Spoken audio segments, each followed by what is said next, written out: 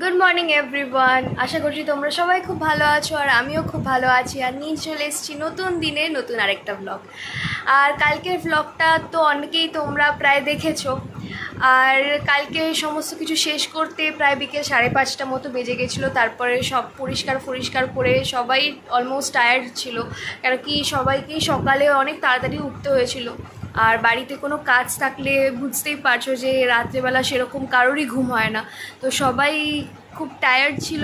আর আমিও তাই যতটাই শ্যুট হয়েছে ততটাই তোমাদের সাথে শেয়ার করার চেষ্টা করেছি। আর আজকে এখন সময় হচ্ছে ঘড়ির কাঁটায় 1টা, আর 1টা থেকে আমি আজকের ভ্লগটা স্টার্ট করছি।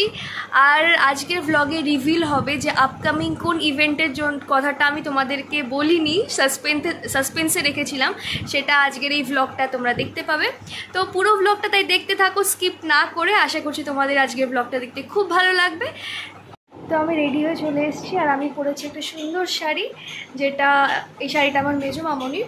এটা একটা ঘরোয়া অনুষ্ঠান হবে, তাই জন্য আমি বেশি কিছু সাজিনি, শুধুমাত্র একটা শাড়ি পরেছি আর একটা ছোট ইয়ারিং। আর লিপস্টিকের সাথে আমি একটু এক্সপেরিমেন্ট করতে ভালোবাসি, তাই একটু মিক্স অ্যান্ড ম্যাচ করে একটা লিপস্টিক লাগিয়েছি আর কাজল করেছি। তো আমাকে জানিও যে আমাকে কেমন লাগছে, আর চলো দেখে থাকো।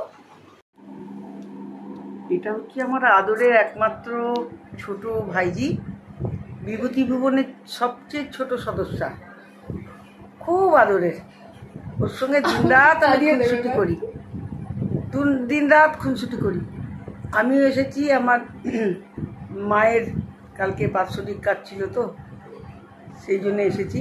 বাৎসরিক মানে আগে 3 মাসেই করা হয়েছে, শিগগিরই আমাদের বাড়িতে একটা শুভ অনুষ্ঠান আসছে, তাই জন্যে আমি একটুখানি ওকে একটু ওর পছন্দের খাবার বিরিয়ানি তাই করে ওকে খাওয়াচ্ছি।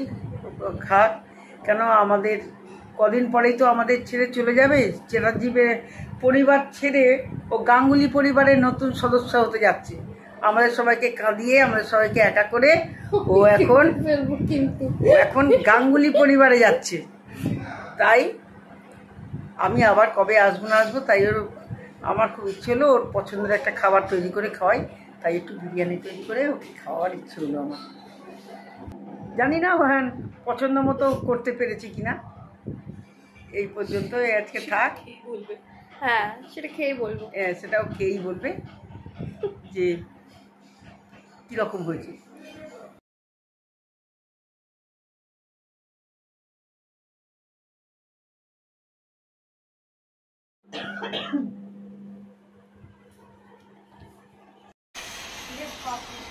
বড় করে হ্যাঁ।